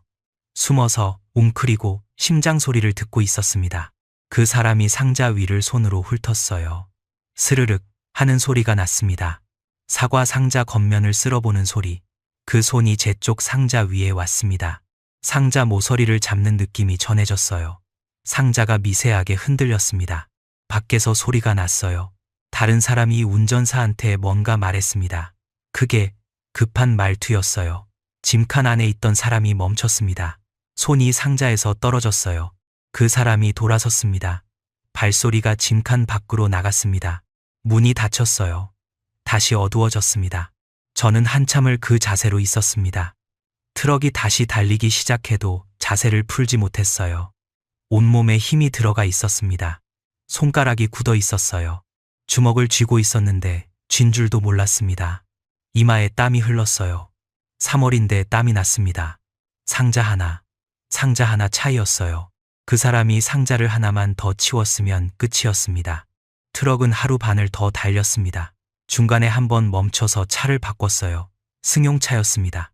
운전사가 달라졌어요. 중국 사람이었는데 한마디도 안 했습니다. 최 선생이 보낸 사람이라고만 들었어요. 승용차로 이틀을 달렸습니다. 북쪽으로, 몽골 국경 쪽으로. 이동하는 동안 한번 주머니를 뒤적이다가 손에 뭔가 잡혔습니다. 종이였어요. 철민이가 강변에서 준 종이 접힌 채로 주머니 안에 있었습니다. 꺼내서 봤어요. 읽지는 않았습니다. 접힌 면을 만져보기만 했어요. 종이가 얇았습니다. 손가락으로 접힌 자리를 쓸었어요. 철민이가 이걸 접었겠지. 삐뚤게 접었겠지. 저도 삐뚤게 접으니까 읽고 싶었습니다. 그런데 읽으면 돌아갈 것 같았어요. 이 차에서 내려서 왔던 길을 되돌아갈 것 같았습니다. 저는 종이를 다시 접어서 주머니에 넣었어요. 시계 옆에 아버지 시계와 철민이 종이가 같은 주머니에 있었습니다. 국경 근처에서 승용차가 멈췄습니다. 밤이었어요. 운전사가 처음으로 입을 열었습니다. 중국어로 뭔가 말하면서 북쪽을 가리켰어요. 가라는 뜻이었습니다. 그런데 마지막에 한마디를 더 했어요. 짧았습니다. 저는 못 알아들었습니다. 운전사의 표정이 달랐어요. 눈이 심각했습니다. 무슨 뜻이었는지 저는 걷기 시작하고 나서야 알게 됐습니다. 저는 차에서 내렸어요. 사막이었습니다. 아무것도 없었어요. 하늘에 별이 쏟아지고 있었습니다. 태어나서 별을 이렇게 많이 본 건 처음이었어요. 바람이 불었습니다. 낮에는 따뜻했다고 했는데 밤에는 영하로 떨어졌어요. 외투를 여미었습니다. 걸었습니다. 북쪽으로 최 선생이 알려준 대로 별의 위치를 보고 방향을 잡았어요. 모래 위를 걸었습니다. 발이 빠졌어요. 한 발 내딛는데 힘이 2배로 들었습니다. 얼마나 걸었는지 모릅니다. 1시간쯤 지났을 때 앞에 불빛이 보였어요. 작은 불빛이었습니다. 움직이지 않았어요. 건물인가 생각했습니다.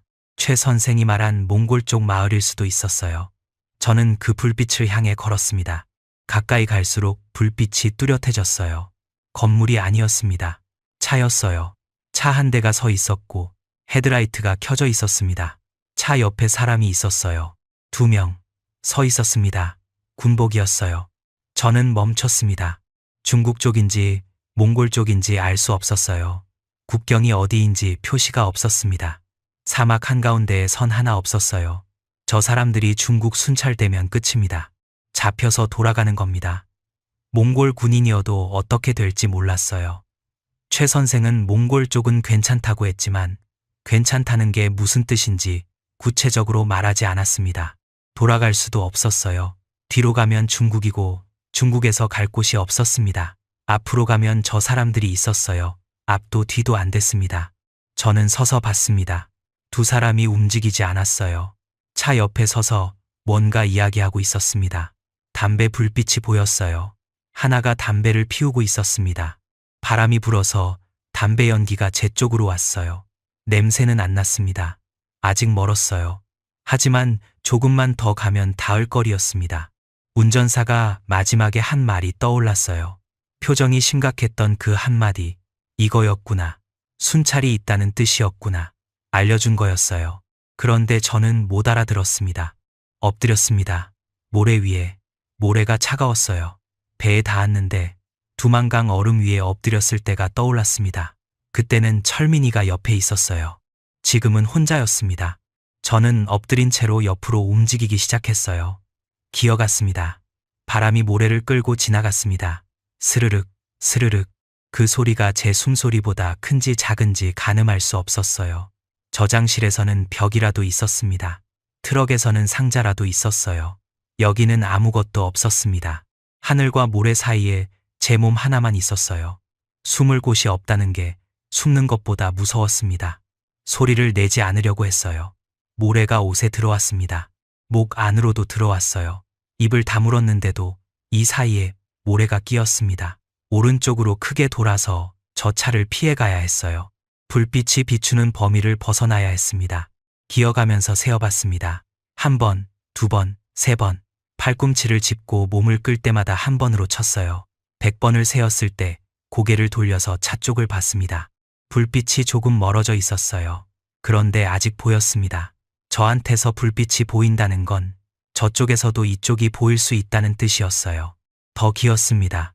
팔꿈치가 까졌어요. 모래가 까진 살에 닿았는데 따가웠습니다. 무릎도 까졌어요. 바지가 찢어진 것 같았습니다. 200번째에 다시 고개를 돌렸어요. 불빛이 작아져 있었습니다. 별처럼 작았어요. 저는 일어섰습니다. 천천히. 다리가 떨렸어요. 일어서서 걸었습니다. 걸으면서 자꾸 뒤를 봤어요. 불빛이 더 작아졌습니다. 사라지지는 않았어요. 그런데 더 이상 쫓아오지도 않았습니다. 걸으면서 생각했어요.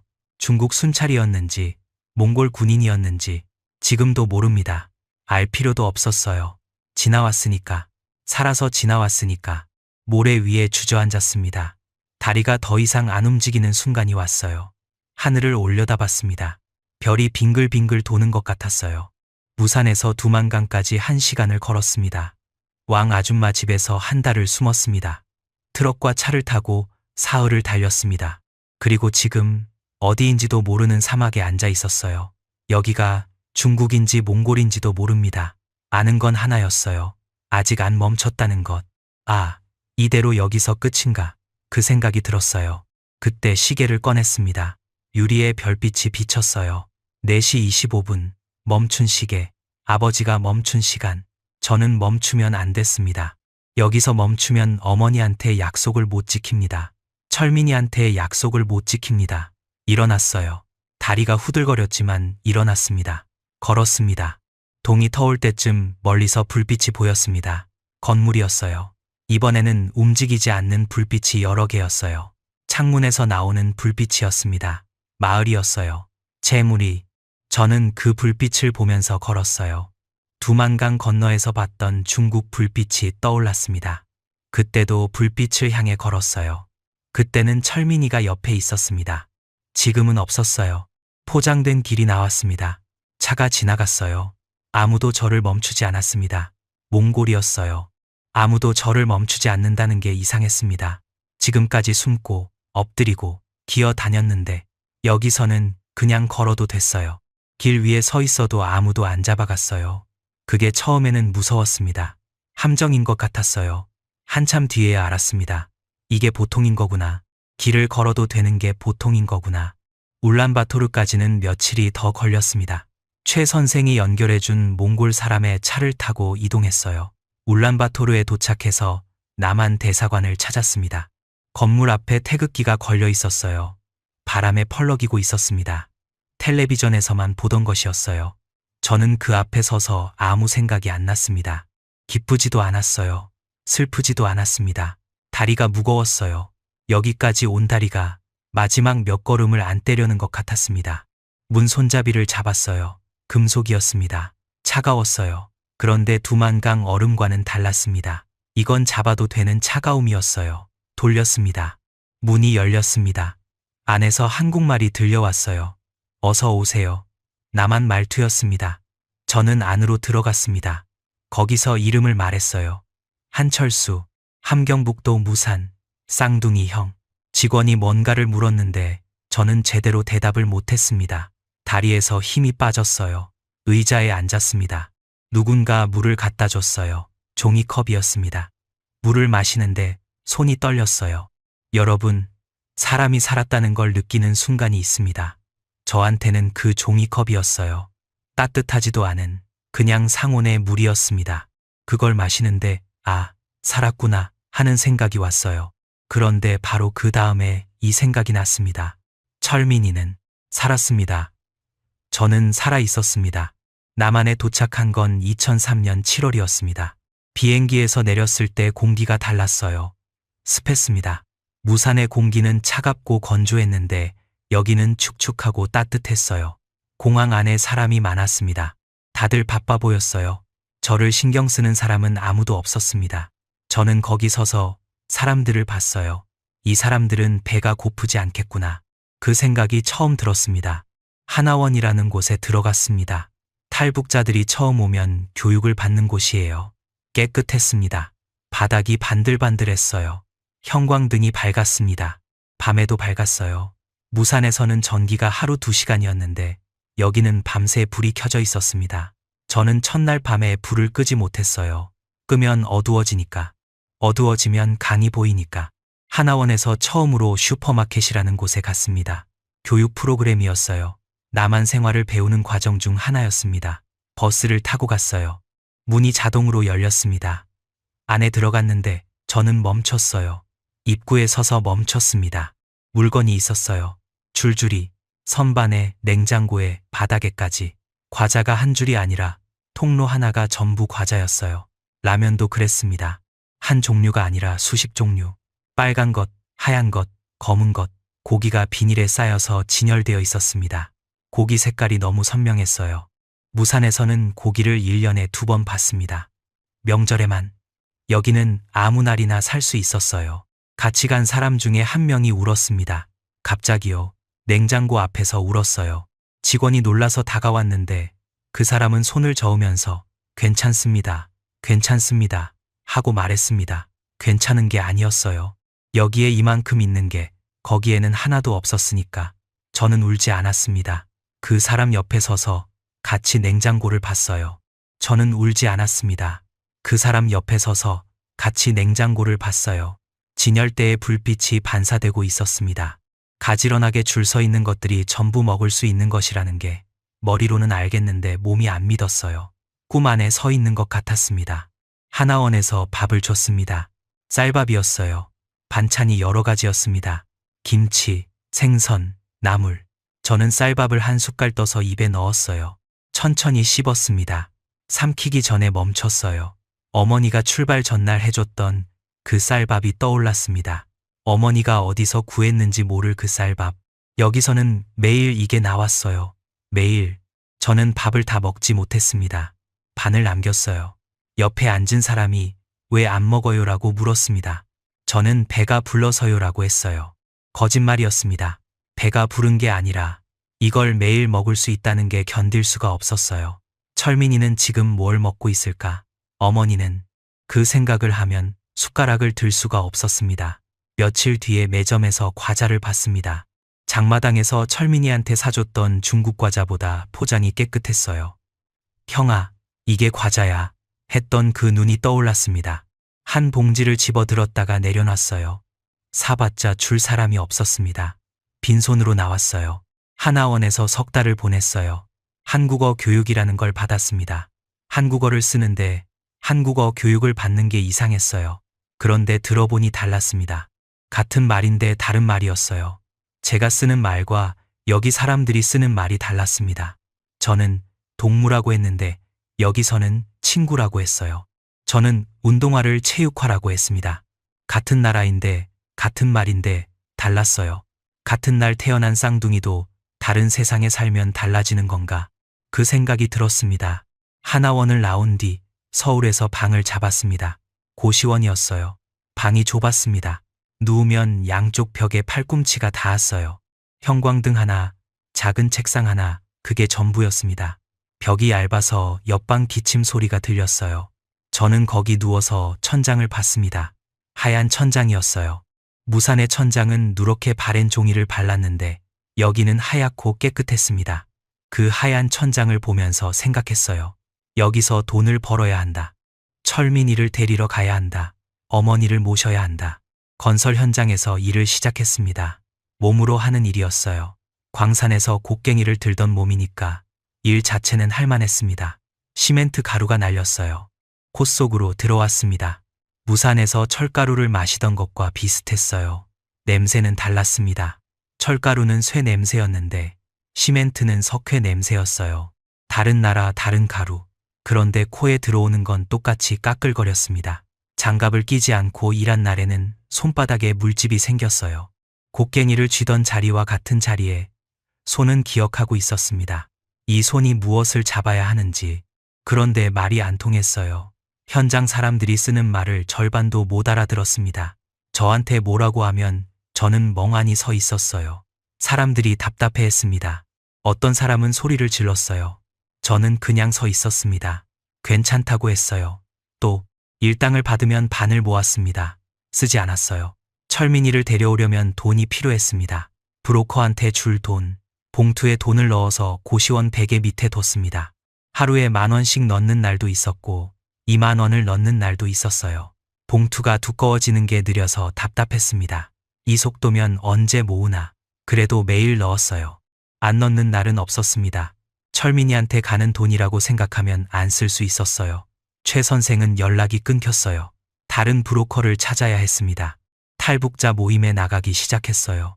거기서 브로커를 아는 사람을 수소문했습니다. 2년이 걸렸어요.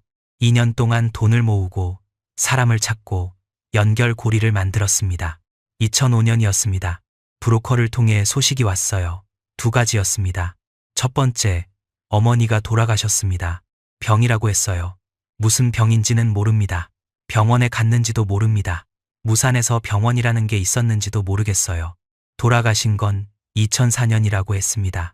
제가 남한에 온 지 1년 뒤 저는 그 소식을 고시원 방에서 들었어요. 전화로.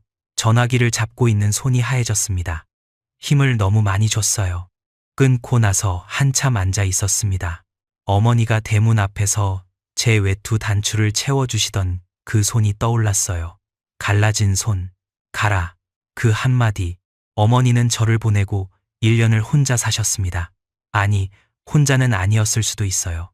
철민이가 있었을 수도 있고 없었을 수도 있고 그것도 몰랐습니다. 2번째 소식, 철민이가 관리소에 들어갔습니다. 관리소, 정치범 수용소입니다. 앞에서 밤마다 두려워했던 그 길의 끝이었습니다. 보안서에서 교화소로, 교화소에서 관리소로. 거기 들어가면 나오지 못합니다. 들어간 사람 이야기는 밖에서 들을 수 없어요. 살아있는지 죽었는지도. 철민이가 그날 밤 잡혀서 조사를 받고 탈북 시도죄로 관리소에 보내졌다고 했습니다. 그게 전부였어요. 그 뒤로는 아무 소식도 없었습니다. 저는 그날 밤 고시원 방에 앉아서 하나씩 세어봤습니다. 아버지는 갱도에서 멈추셨습니다. 어머니는 무산에서 멈추셨습니다. 철민이는 관리소 안에 있었습니다. 살아있는지 모릅니다. 최 선생은 연락이 끊겼습니다. 왕 아줌마는 연변 어딘가에 계셨습니다. 소식이 없었어요. 저만 여기 있었습니다. 고시원 방에 혼자. 저는 아버지 시계를 꺼냈습니다. 4시 25분. 아버지는 멈췄습니다. 어머니도 멈췄습니다. 철민이는 멈췄는지 안 멈췄는지 모릅니다. 모른다는 게 가장 힘들었어요. 죽었다고 하면 울기라도 할 텐데, 살았다고 하면 찾기라도 할 텐데, 모른다는 건 울지도 못하고 찾지도 못하는 겁니다. 아버지가 말했어요. 동생을 지켜라. 저는 지키지 못했습니다. 그때부터 20년이 시작됐습니다. 저는 돈을 벌었습니다. 건설 현장에서 인테리어 일을 배웠어요. 작은 업체를 차렸습니다. 돈이 조금씩 모였어요. 모이면 브로커한테 보냈습니다. 철민이 소식을 알아봐 달라고. 관리소에서 나왔는지, 살아있는지 매번 같은 대답이 돌아왔어요. 확인이 안 된다. 더 알아보겠다. 돈만 들어가고 소식은 없었습니다. 2년이 지나고 5년이 지나고 10년이 지났습니다. 저는 남한에서 나이를 먹었어요. 35이 되고 40이 되고 45이 되었습니다. 거울을 볼 때마다 철민이가 보였어요. 같은 얼굴이니까 제가 늙으면 철민이도 늙고 있을 거였습니다. 같은 속도로 같은 주름이 생기고 같은 데가 처지고 저는 면도를 할 때 거울을 오래 보지 못했어요. 거울 속에 동생이 있었거든요. 2023년이었습니다. 20년이 지나 있었어요. 그해 여름에 새로운 브로커와 연결이 됐습니다. 중국 쪽에 통로가 있다고 했어요. 관리소에서 나온 사람과 접촉할 수 있다고, 확실하지 않다고 했습니다. 될 수도 있고 안 될 수도 있다고. 비용은 500만 원이라고 했어요. 통화, 전화 한 통, 30초, 500만 원에 30초. 저는 바로 보냈습니다. 30초에 500만 원이 비싼 건지 아닌지 그런 계산은 하지 않았어요. 석 달을 기다렸습니다. 기다리는 동안 매일 똑같았어요. 아침에 현장에 나가고 저녁에 고시원에 돌아왔습니다. 핸드폰을 충전기에 꽂아놓고 소리가 잘 들리는지 확인했어요. 벨소리를 가장 크게 맞춰놨습니다. 저녁 8시가 되면 핸드폰을 들여다봤어요. 알림이 없으면 내려놨습니다. 9시에 다시 봤어요. 없으면 또 내려놨습니다. 10시에 한 번 더. 그게 매일이었어요. 석 달 동안. 30일이 지나고 60일이 지났습니다. 90일째 되던 날이었어요. 10월이었습니다. 고시원 방에 앉아 있었어요. 7시쯤이었습니다. 핸드폰이 울렸습니다. 모르는 번호였어요. 나라 번호가 이상했습니다. 저는 보통 모르는 번호는 안 받아요. 그런데 그날은 받았습니다. 잡음이 들렸어요. 치직거리는 소리, 그리고 숨소리. 저는 여보세요라고 했습니다. 한 번 더 했어요. 여보세요. 형아. 그 한마디가 들렸을 때 저는 아무것도 못했습니다. 숨이 멈췄어요. 목소리가 제 목소리와 같았습니다. 20년이 지났는데 같았어요. 조금 갈라져 있었습니다. 쉰 목소리였어요. 그래도 철민이었습니다. 저는 알았어요. 뇌가 아는 게 아니라 몸이 알았습니다. 철민아. 제 입에서 나온 첫 마디가 그거였어요. 동생 이름. 20년 동안 소리내서 부른 적이 없었습니다. 혼자 속으로는 매일 불렀어요. 그런데 소리내서 부른 건 그게 처음이었어요. 목소리가 갈라졌습니다. 형아, 살아있었구나. 철민이가 그렇게 말했어요. 살아있었구나. 제가 할 말이었습니다. 제가 해야 할 말을 동생이 먼저 했어요. 관리소에 있던 사람이 밖에 있는 사람한테 살아있었구나라고 했습니다. 형아, 괜찮아? 동생이 물었어요. 20년 만에 하는 말이 그거였습니다. 형아, 괜찮아. 제가 늘 하던 말이었어요. 괜찮아, 괜찮아, 괜찮다고. 그 말을 동생이 저한테 했습니다. 저는 대답을 못했어요. 입을 열었는데 소리가 안 나왔습니다. 목이 막혀 있었어요. 숨을 쉬려고 했는데 숨이 걸렸습니다. 울고 있었어요. 제가 소리 없이 전화기를 잡고 서서 울고 있었습니다. 남 앞에서 울지 않는 사람이, 아버지 돌아가셨을 때도 울지 않은 사람이, 두만강 건널 때도 울지 않은 사람이 전화기를 잡고 울었습니다. 형아, 울지 마. 나 괜찮아. 철민이가 말했어요. 괜찮다고. 관리소에 있는 사람이 괜찮다고 했습니다. 저는 겨우 말했어요. 데리러 갈게. 그게 제가 한 전부였습니다. 20년 동안 하고 싶었던 말이 산더미인데 나온 건 그것뿐이었어요. 형아, 어메가 형아 보내고 매일 울었어. 철민이가 말했습니다. 어머니 이야기를. 그때 전화가 끊겼습니다. 30초였어요. 세어보지 않았지만 30초였을 겁니다. 아마 그보다 짧았을 수도 있어요. 20년을 기다려서 30초. 저는 전화기를 귀에 붙인 채로 서 있었습니다. 신호가 끊긴 전화기에서 뚜뚜뚜 소리가 났어요. 저는 내리지 못했어요. 내리면 끝이니까. 내리면 다시 20년이 시작되는 것 같았으니까. 한참 뒤에 전화기를 내렸습니다. 손이 떨리고 있었어요. 주머니에서 시계를 꺼냈습니다. 왜 꺼냈는지 모릅니다. 습관이었어요. 4시 25분. 멈춰 있었습니다. 아버지의 시간은 멈췄습니다. 어머니의 시간도 멈췄습니다. 그런데 철민이의 시간은 가고 있었어요. 살아 있었습니다.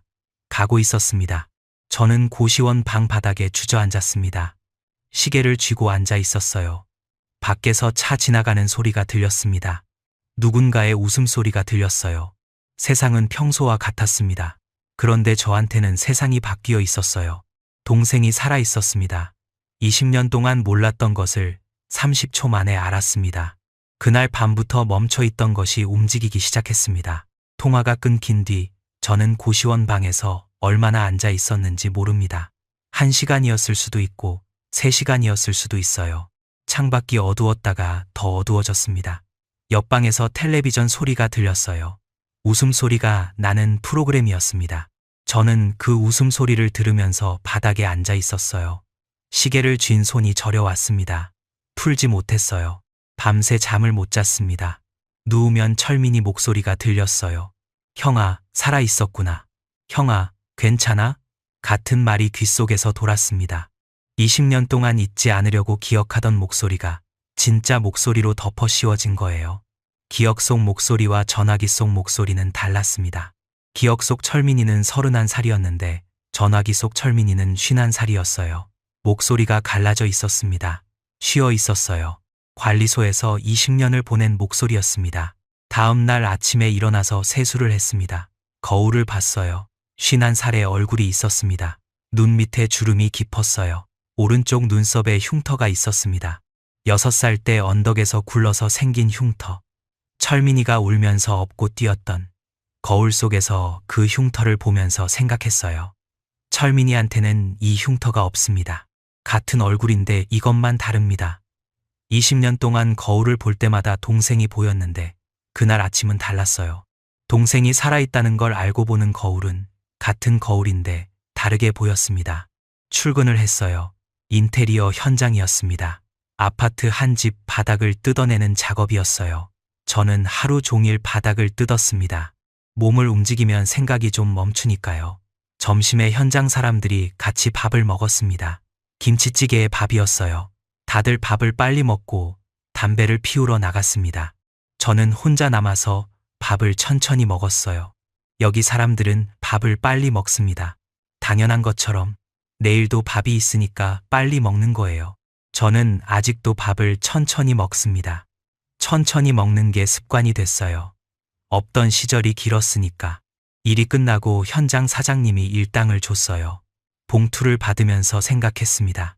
이 돈을 모아야 한다. 또 모아야 한다. 철민이를 데려오려면. 그런데 어떻게 데려옵니까? 관리소에서 나왔는지도 모릅니다. 나왔더라도 감시를 받고 있을 거예요. 탈북 시도를 한 사람은 평생 감시 대상입니다. 다시 브로커를 쓴다고 해도 철민이가 움직일 수 있는 상황인지 알 수가 없었어요. 돈의 문제가 아니었습니다. 손이 닿지 않는 거였어요. 같은 하늘 아래 있는데 손이 닿지 않았습니다. 저는 그래도 멈추지 않았습니다. 브로커한테 다시 연락했어요. 철민이 상황을 더 알아봐 달라고 돈을 또 보냈습니다. 답이 올 때도 있고 안 올 때도 있었어요. 올 때는 항상 같았습니다. 아직 확인 중이다. 조금 더 기다려라. 기다리는 것, 그게 제 일상이 됐습니다. 여러분, 기다린다는 게 어떤 건지 아십니까? 전화기를 항상 옆에 뒀어요. 충전기를 2개 샀습니다. 배터리가 꺼질까봐. 모르는 번호로 전화가 오면 심장이 뛰었어요. 받으면 보험회사였습니다. 끊고 나면 가슴이 내려앉았어요. 그걸 20년 동안 했습니다. 통화 이후에 하나 달라졌습니다.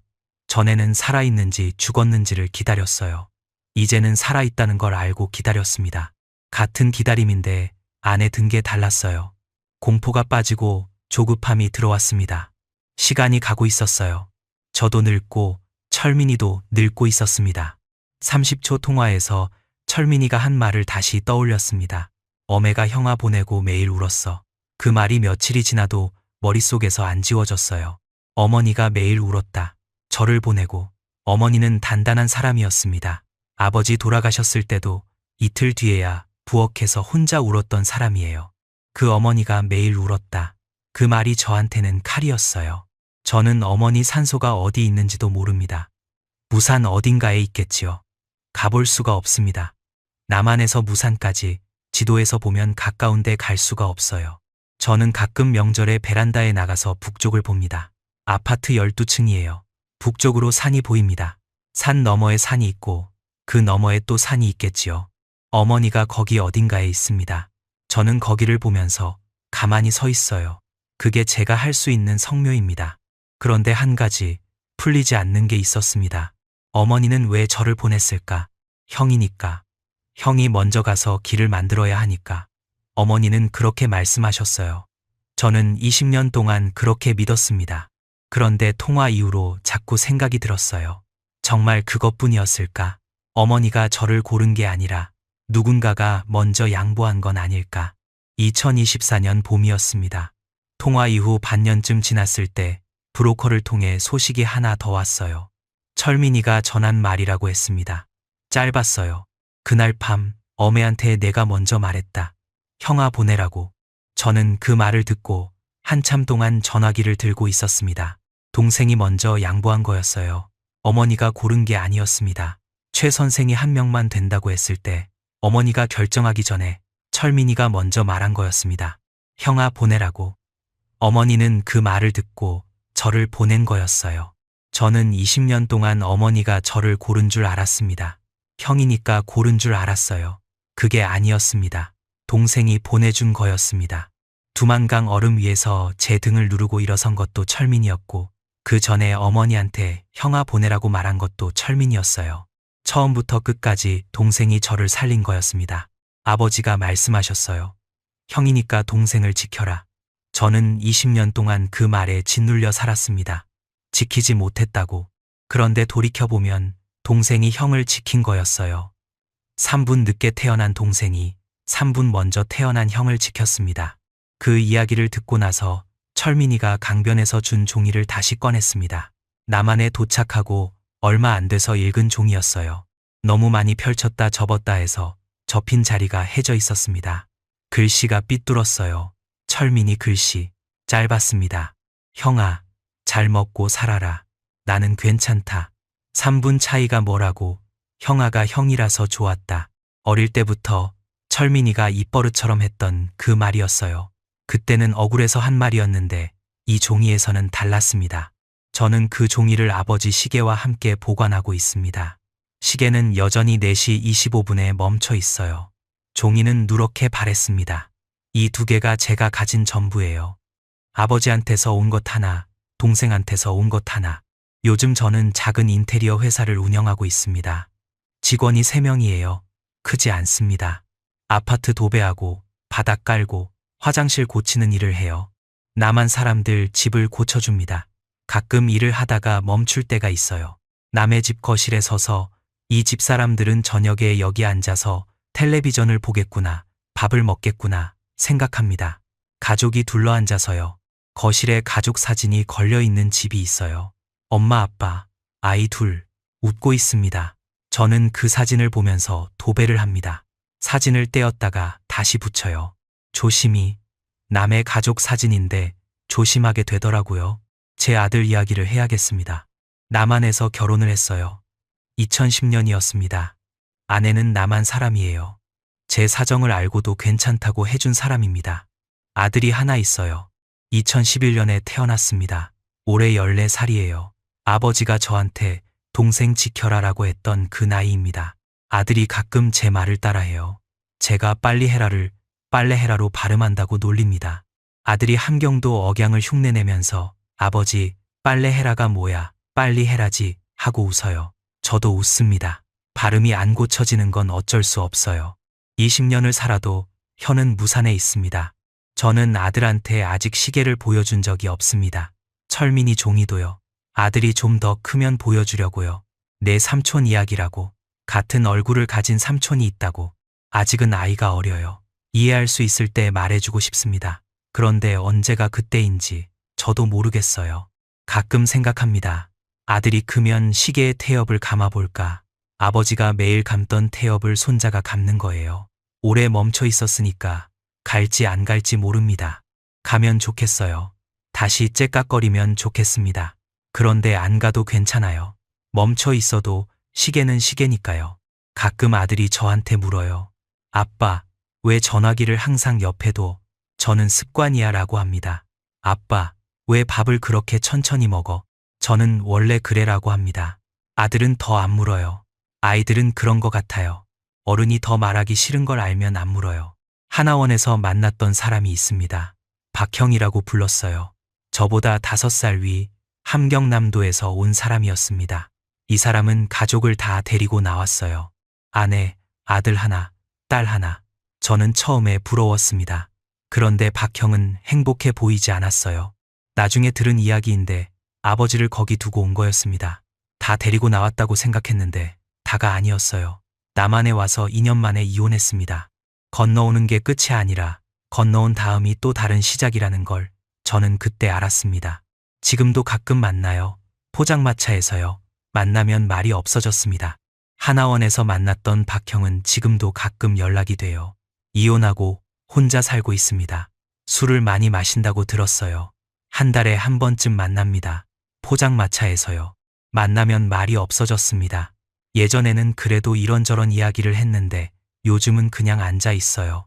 저도 그냥 앉아 있습니다. 둘이 말없이 소주를 마셔요. 가끔 박형이 철수 씨, 잘 살고 있지? 라고 물어요. 저는 네, 형은요? 라고 합니다. 박형은 대답 안 하고 소주를 마셔요. 그게 위로인지는 모르겠습니다. 그런데 그게 저희가 할 수 있는 전부예요. 왕 아줌마 소식은 끊겼습니다. 연변에 계신 건지, 살아 계신 건지 연락할 방법이 없어요. 저는 그 아줌마한테 감사하다는 말을 제대로 한 적이 없습니다. 대문 나서면서 감사합니다 한마디 했어요. 그게 전부였습니다. 저는 매년 3월이 되면 된장찌개를 끓입니다. 왕 아줌마가 해줬던 그 찌개예요. 맛이 같지는 않아요. 된장이 다르니까. 그래도 끓입니다. 아내가 왜 3월마다 된장찌개를 끓여? 라고 물은 적이 있어요. 저는 그냥 이라고 했습니다. 아직 다 말하지 못했어요. 왕 아줌마가 밤마다 대문을 3번 확인했던 거 나중에 생각해보면 알 것 같았습니다. 아줌마의 아들도 숨어 있다가 잡혔을 거예요. 그때도 대문 너머로 발소리가 왔을 겁니다. 아줌마는 그 소리를 알고 있었던 거예요. 위험이 어떤 소리를 내는지. 그래서 3번씩 확인한 거였습니다. 아들한테 하지 못한 것을 저한테 하고 있었던 거예요. 지금 만나면 이렇게 말하고 싶습니다. 아줌마, 살았습니다. 아줌마가 숨겨주고 밥 먹여줘서 살았습니다. 할 수 있을지 모르겠어요. 그래도 말하고 싶습니다. 최 선생도 소식이 없습니다. 2003년 이후로 연락이 끊겼어요. 그 사람이 아니었으면 저는 여기 없어요. 두만강 얼음 위에서 제 팔을 잡고 지금이라고 한 그 한마디. 그게 아니었으면 저는 동생 옆에서 같이 잡혔을 겁니다. 여러분, 저는 지금도 기다리고 있습니다. 전화기는 늘 옆에 있어요. 충전기도 2개입니다. 모르는 번호로 전화가 오면 아직도 심장이 뜁니다. 대부분은 광고예요. 그래도 받습니다. 안 받으면 안 되니까요. 언제 올지 모르니까요.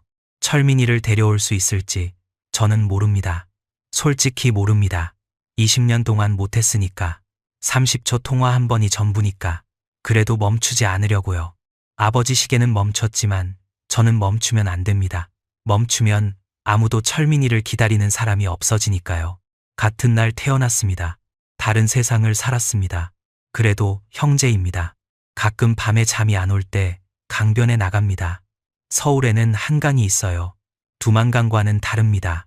넓고 다리에 불이 켜져 있고 유람선이 지나갑니다. 사람들이 강변에 앉아서 치킨을 먹고 웃고 자전거를 타요. 저는 그 사이에 앉아서 강물을 봅니다. 물이 흘러갑니다. 어디에서 온 물인지 모릅니다. 두만강 물도 어딘가로 흘러갈 거예요. 한강 물도 흘러갑니다. 다른 강인데 물은 다 어딘가로 흘러가요. 멈추지 않고. 2003년 3월 두만강 얼음 위에서 동생이 일어섰습니다. 같은 키, 같은 어깨. 저를 한번 내려다봤어요. 어두워서 표정은 안 보였습니다. 그런데 웃은 것 같았어요. 확실하지는 않습니다. 20년이 지났는데 아직도 확실하지 않아요. 동생은 돌아서서 뛰었습니다. 반대쪽으로. 그 뒷모습이 아직 보입니다. 20년이 지났는데 아직 보여요. 지금까지 긴 시간 들어주셔서 감사합니다. 탈북이라는 단어는 뉴스에서 수없이 접했습니다. 그런데 한 사람의 목소리로 한 문장씩 따라가는 일은 전혀 다른 경험이었습니다. 얼어붙은 강 위를 건너는 발소리, 트럭 짐칸에서 숨을 죽이던 밤, 사막을 기어서 지나던 새벽, 20년 만에 수화기 너머로 들려온 동생의 목소리. 그 장면들을 문장으로 옮기는 동안 이것이 누군가에게는 실제로 지나온 하루하루였다는 사실이 내내 마음에 남았습니다. 이 사연은 청취자분들의 귀에 닿을 이야기입니다. 그래서 문장 하나를 짧게 쪼개고 쉼표 하나에도 호흡을 담으려 했습니다. 눈으로 읽는 것이 아니라 귀로 듣는 분들이 옆자리에 누군가 앉아 조용히 들려주는 것처럼 느끼시길 바랬습니다. 무겁고 아픈 이야기지만 끝까지 들었을 때 따뜻한 것이 남는 사연이 되기를 진심으로 바랍니다. 형제의 사랑, 어머니의 희생, 낯선 땅에서 내민 손, 이 안에 담긴 진심이 시청자분들께 고스란히 전해지기를 바랍니다. 오늘은 여기까지입니다. 시청해주셔서 감사합니다. 지금까지 탈북 감동 스토리였습니다.